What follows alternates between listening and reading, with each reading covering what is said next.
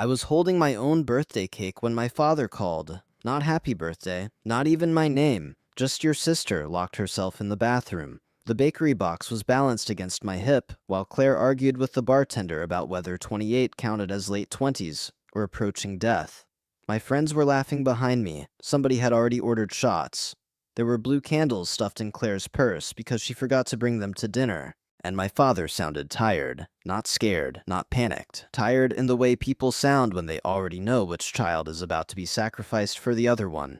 She sent your mother a text, he said. She's saying strange things.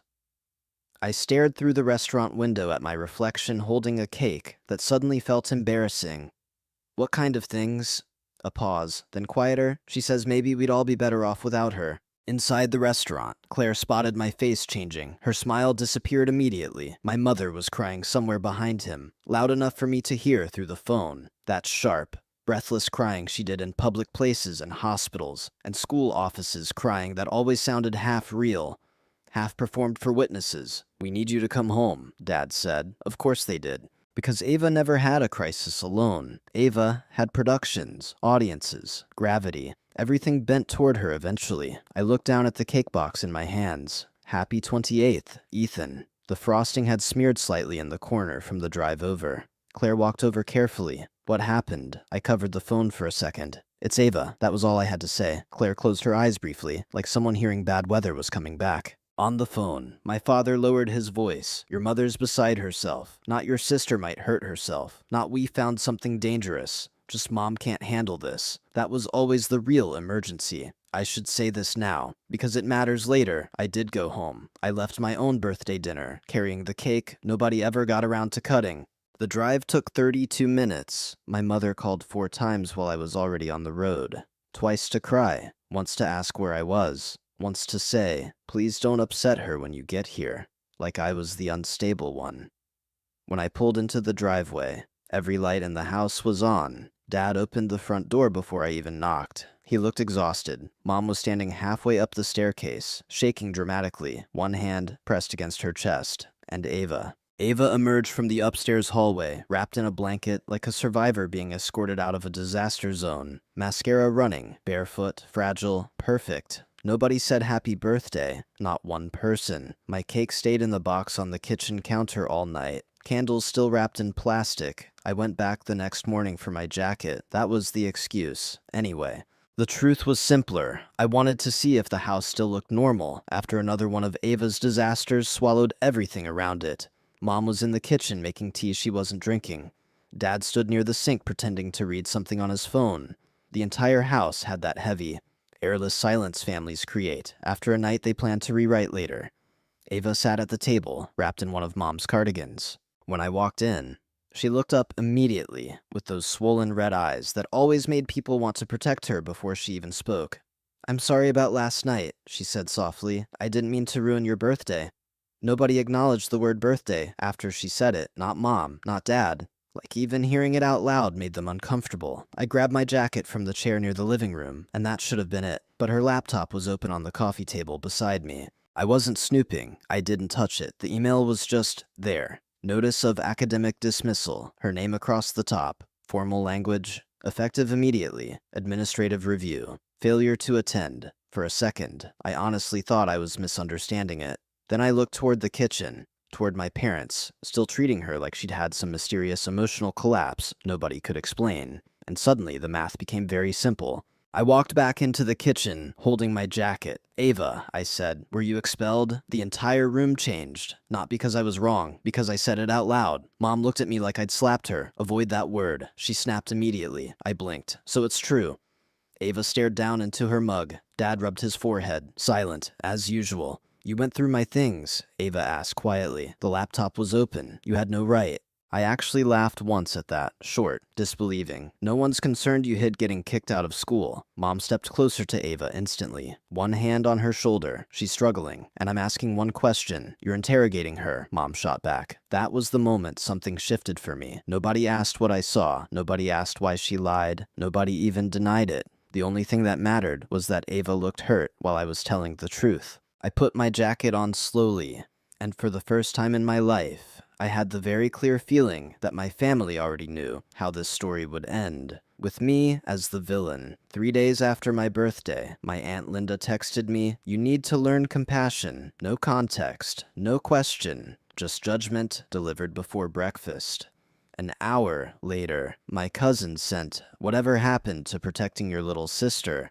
I stared at the messages wondering what exactly they thought I'd done. By that night, I understood. Ava had started building the narrative. Not directly, that would have been too obvious. Instead, there were vague Instagram stories posted at 2 in the morning. Sometimes the people who hurt you most are the ones everyone tells you to be grateful for. Then another one an hour later. Healing around family can be dangerous when they only love the version of you that stays quiet. No names, no accusations. Which somehow made it worse. Because everybody filled in the blanks themselves. Mom called me the next afternoon, already exhausted before I even answered. "Can you please stop escalating this?"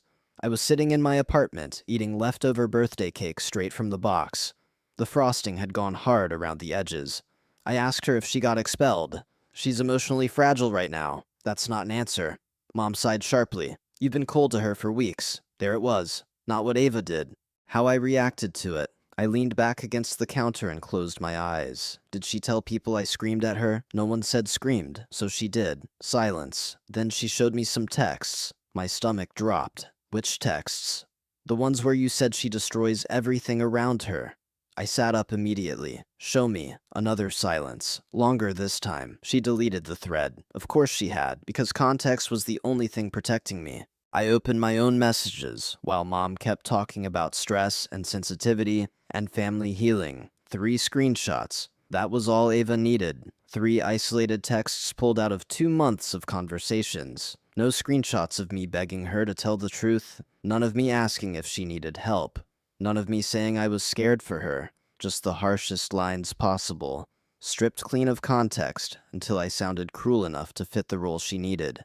I suddenly understood something terrifying. I was being tried in a court where Ava supplied all the evidence. And my family wanted peace more than truth. That night, Claire came over with takeout and found me sitting at my kitchen table, surrounded by printed screenshots, like I was building a legal case. She looked at the papers, then at me, then said the sentence that finally made me feel sane again. "Ethan," she said quietly, "you do realize this is insane." Right. I laughed once without humor. Which part? All of it. I looked down at the screenshots again. The edited texts, the Instagram posts, the messages from relatives who never once asked what happened. And for the first time, I stopped thinking maybe this would blow over on its own. Because Ava wasn't panicking anymore. She was managing the story, and my family was helping her do it. Claire was the first person who said it plainly. She's lying, not confused, not overwhelmed, not struggling to communicate, lying. And weirdly, hearing someone say it out loud almost made me emotional, because until then, everybody kept speaking about Ava, like she was whether tragic and uncontrollable, and impossible to hold responsible for anything.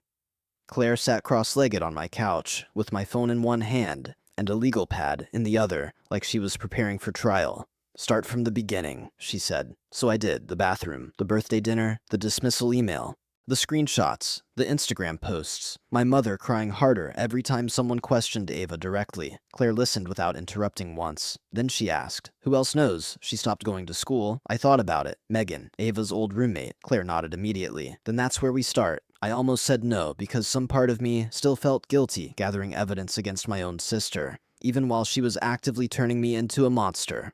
But Claire saw the hesitation on my face. "You are not destroying her life," she said firmly. "You're defending yours." That sentence stayed with me. 2 days later, Megan met us at a coffee shop 20 minutes outside town. She looked exhausted before she even sat down. "I don't want drama," she said immediately. "Neither do I." I answered, and I meant it. That was the miserable part. I wasn't trying to expose Ava, because I hated her. I wasn't chasing revenge. I just needed anybody to confirm I wasn't losing my mind. Megan wrapped both hands around her coffee cup. "Ava stopped going to classes in September," she said quietly. "She barely left the dorm." Claire glanced at me but stayed silent. "Megan?" I asked carefully. "Did my parents know no? Did Ava ask you to lie for her, eh?" Pause. Then Megan nodded once. It felt less like victory and more like getting punched, because hearing the truth out loud made everything real at once. Megan looked miserable. She kept saying she just needed more time before telling them. Then after the birthday thing, she swallowed hard. It got bigger, bigger. That was exactly the word for it. The lies weren't random anymore. They were infrastructure now, family opinion, social media sympathy, selective screenshots, emotional emergencies timed perfectly enough to bury accountability every single time it got close. Claire finally spoke. Would you be willing to write down what you told us? Megan hesitated long enough to answer the question before speaking. Yeah, on the drive home. I stared out the passenger window while Claire drove. You okay? She asked softly. No, I admitted, because I'd spent weeks hoping there was some explanation that made this less ugly. But there wasn't. My sister lied. My parents helped her without realizing it. And somewhere in the middle of all that, I became collateral damage everyone found convenient.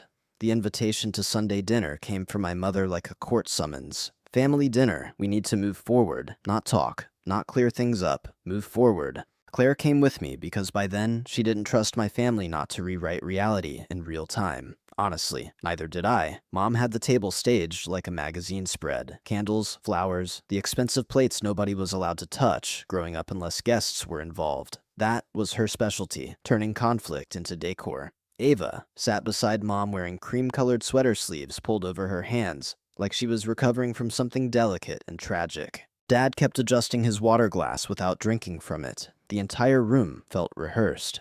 Claire carried the folder in quietly and set it beside her chair. I watched Ava notice it, just one flicker across her face before the expression disappeared again. Mom started talking immediately. We are not here to attack anyone tonight, which told me instantly exactly what she thought was about to happen. Claire opened the folder without drama. Class attendance records, dismissal notice. Bank withdrawals, Megan's written statement confirming Ava moved out months before anybody knew. The silence afterward felt physical. Dad read the first page twice. Mom didn't touch any of it. Finally, Dad looked up at Ava. Is this true? Ava's eyes filled instantly. Yes. Mom inhaled sharply beside her like she'd been stabbed. I was terrified, Ava whispered. I didn't know how to tell anyone. And there it was. Not denial. Redirection. Within seconds, the conversation became about Ava's fear. Ava's shame. Ava feeling pressured. Ava feeling alone. Not the lying. Never the lying. I sat there listening to everyone carefully avoid the actual damage done to me, like mentioning it might ruin the mood further. Then Ava quietly said, the night of Ethan's birthday. I just broke down. Claire spoke before I could. No, that's not what happened. Ava turned toward her slowly. You weren't there. He asked you one question, Claire said flatly. One. Mom immediately stepped in. Claire, this is family. I almost laughed at that. Family. Interesting word, considering I'd spent the last month being treated like an intruder in my own life. Then Ava said something that changed the entire room. If they focus on him, she said softly. Staring at the table, I disappear. Nobody moved. Nobody even breathed for a second. And suddenly, I understood something horrifying. This had never really been about school, or mental health, or even me. It was about attention, space, love measured like limited resources inside that house. Mom opened her mouth instantly, already preparing to rescue, explain, soften, and something inside me finally gave out. Not anger, something sadder. I looked around that table and realized the truth all at once. I didn't need evidence to be believed. I needed a family willing to believe me, and I didn't have one. I stood up before anyone could stop me. Claire followed immediately. Nobody chased us when we walked out. After Sunday dinner, my mother stopped calling me directly. She sent messages through Dad instead. Your sister's fragile right now. Maybe give things some space. You know how emotional Ava gets? Like I was the dangerous one. A week later, Dad called to ask if I could skip dinner for a little while. Not because I'd done anything, because my presence upset Ava. I remember standing in the grocery store holding a carton of milk while he said it, like it was a scheduling issue, like I wasn't being quietly removed from my own family, to make room for the person who lied about me. I said, okay. Of course I did. That was the role I'd been trained for my entire life. Easygoing Ethan, understanding Ethan, the son who could absorb disappointment without making a scene. After the call, I sat in my car for almost 20 minutes thinking about something Claire said once. Your family treats your pain like background noise. At the time, I defended them immediately. I couldn't anymore, because once I started looking backward honestly, I couldn't stop seeing it. Ava's pageants, Ava's competitions, Ava's dance recitals, Ava's panic attacks, Ava's heartbreaks, Ava's emergencies, and orbiting around all of it was me, holding coats, carrying bags, giving things up before anyone even had to ask. When I was 12, my birthday dinner got canceled because Ava had a regional competition 3 hours away, and Mom said we'd celebrate properly later. We never did. When I made varsity soccer sophomore year, Dad missed the banquet because Ava had a meltdown over a dress fitting. Mom cried afterward about how guilty she felt missing my event. Then somehow, I ended up comforting her. That happened a lot. I became emotionally fluent in other people before I ever learned how to ask for anything myself. And the worst part, they praised me for it. You're so mature, you're the easy child, you understand your sister needs more support. Support. Such a nice word for neglect when families say it softly enough. One night, Claire found me sitting on my apartment floor, going through old family photos I'd taken from Mom's Facebook. She sat beside me quietly while I kept scrolling. Christmas mornings, school ceremonies, beach vacations, Ava in the center of almost every frame. Then there was me, cut off at the edge, half visible, looking at the camera instead of into it, holding something for someone else. I laughed under my breath. Claire leaned closer. What I showed her one photo from Ava's first pageant win. Ava wearing a crown, Mom crying proudly beside her, Dad smiling at the camera, and me in the background carrying Ava's coat over one arm. 10 years old, almost completely out of frame. Claire stared at the picture for a long moment. Then she whispered, Jesus. I kept looking at it, and I realized something that honestly hurt worse than the lies. I wasn't hated in that house. Hate would have required attention. I was something quieter than that. Useful, reliable, convenient, like furniture people stop noticing because it's always been in the same corner. That was why this whole thing shattered me so badly. Because the second Ava needed saving again, my family returned to the role they trusted me to play most, disappear quietly, make it easier, don't ruin things by having feelings about it. For 28 years, I did exactly that, but sometime between the birthday dinner and the lies and the silence afterward, I stopped wanting to disappear for them anymore. My mother called it a fresh start. That should have warned me immediately. Just family, she said carefully over the phone. A chance to heal. Another word my family used when they really meant quietly absorb damage without making us uncomfortable. She told me there'd be a new cake, a proper birthday dinner this time. Dad wanted to make steaks. Ava had something she wanted to say. The way Mom said it made the whole thing sound prepackaged already. A controlled apology, a manageable amount of truth. Then forgiveness performed neatly enough for everyone to survive the evening, with their self-image intact. Claire listened to the voicemail twice. Then she looked at me and said, "This is an ambush. I know. You still going?" I stared at my kitchen counter for a long time before answering. Yeah, because some ugly part of me still wanted to believe there was a version of this where my family finally saw me clearly. That hope embarrasses me now. The afternoon before the dinner, Claire came over carrying folders and a portable printer like we were preparing litigation. Dismissal records, full text threads, screenshots with timestamps intact, Megan's statement, the audio transcript from the birthday night, messages from relatives calling me abusive before asking a single question. Claire stacked everything carefully into copies. "You sure about this?" she asked. "No," I admitted. Because the truth was, I still didn't want revenge. I wanted acknowledgement.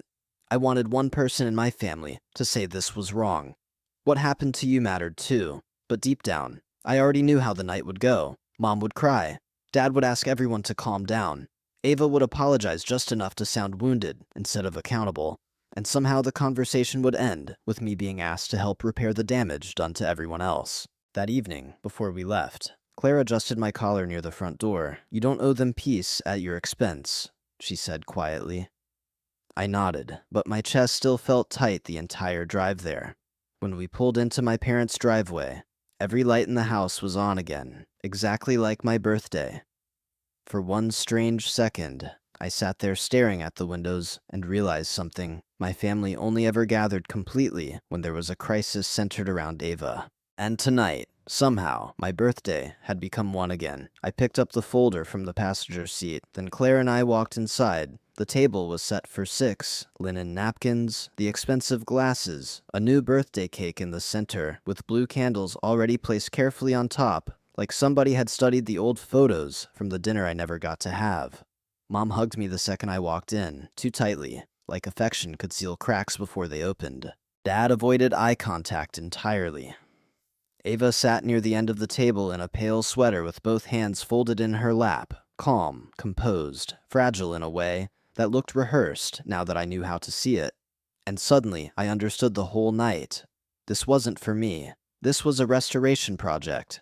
For the family image, for Mom's guilt, for the story everyone wanted to tell themselves afterward about how we survived a difficult season together. Claire squeezed my hand once under the table as we sat down. Mom started speaking before anyone touched the food. Families go through painful things, she said carefully, but healing only happens when people choose grace. There it was, grace, meaning Ethan. Please make this easier for everyone.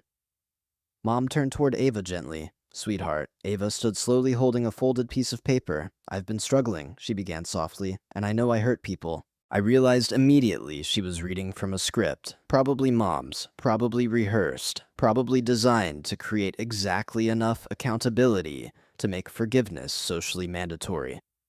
I let her get through 2 more sentences. Then I reached down beside my chair and placed the folder on the table. The sound alone stopped the room. Ava froze mid-sentence. Mom's expression changed instantly. Ethan, she warned quietly. No, I said calmly. Not this time. Nobody moved. I opened the folder and started passing copies around the table one by one. Dismissal records, bank statements, full conversations, the uncropped screenshots, the timeline. Dad stared down at the papers like they were written in another language. Mom looked horrified. Ava lied, I said evenly. But the worst part is everybody here decided that believing her was easier than asking what this did to me. Ethan, Mom started. No, you don't get to do this again. My voice never rose. That was the strange part. I thought this moment would feel explosive. Instead, I just felt tired. I looked directly at Ava. You took my birthday because you knew they'd choose you. She opened her mouth immediately. I was struggling. I know you were. I cut in. That's not the issue anymore. I slid another page across the table. The messages from relatives calling me cruel, abusive, heartless. People who never even asked me what happened. You made me into the villain because you needed to stay the victim. Ava looked down. Mom finally snapped. She was scared, and I was disposable. I answered flatly. Silence. Real silence this time. Not the careful silence my family used to smooth conflict over. The kind that happens when something true finally lands hard enough nobody can redirect it. Dad picked up one of the printed text threads with shaking hands. Full context visible now. All the messages where I begged Ava to tell the truth herself. All the messages asking if she was okay.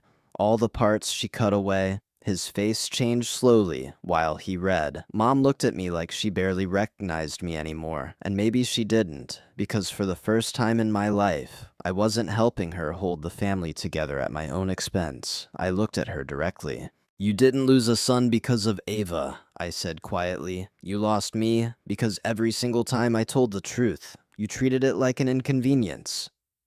Mom's eyes filled immediately. Dad closed his eyes. Ava started crying softly beside them, and for once, nobody moved toward her. I looked at the birthday cake sitting untouched in the center of the table. Then I laughed quietly to myself. My birthday got sacrificed twice for the same person, I said. That's almost impressive. Claire touched my arm gently. I stood up. This is the last birthday I'm celebrating in this house. Mom finally found her voice again. Ethan, please don't leave like this. Like this. Meaning without comforting them first. I looked around the table one last time. At the papers. At the silence. At the family that only seemed to see me clearly once I stopped protecting them from themselves. Then I leaned forward and blew out every candle in a single breath. The room stayed completely silent. Not because Ava was crying. Not because Mom was signaling everyone to calm down. Because I was finally done speaking. Claire and I walked out together. Nobody followed us, not even Dad. The first Christmas after I left, my mother sent 3 texts and a voicemail. Your father misses you. Ava's trying. Please don't do this to the family. I blocked the number after the voicemail. Not dramatically, not angrily, just quietly, sitting at my kitchen table while pasta boiled on the stove, and Claire argued with herself over whether garlic bread counted as a real vegetable. That was the strange thing about cutting contact. I thought it would feel catastrophic. Instead, it felt calm. Smaller life, smaller apartment, smaller holidays, but everything inside it finally belonged to me.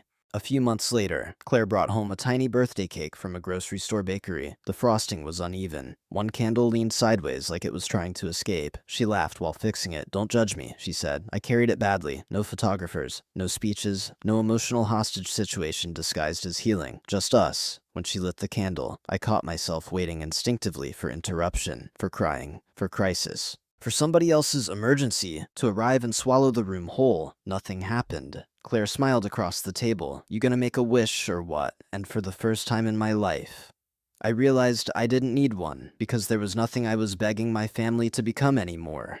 No version of myself left to audition for. No peace left to earn by disappearing quietly. I blew out the candle. Claire clapped once dramatically, like I'd won an award for basic motor skills. I laughed so hard, I almost knocked the cake over. And afterward, sitting there in our tiny apartment with cheap candles and bad frosting, and absolutely nobody demanding I make myself smaller for their comfort, I understood something that took me 28 years to learn. Leaving my family didn't make me empty. It made the noise stop. And after that many years, silence felt exactly like freedom.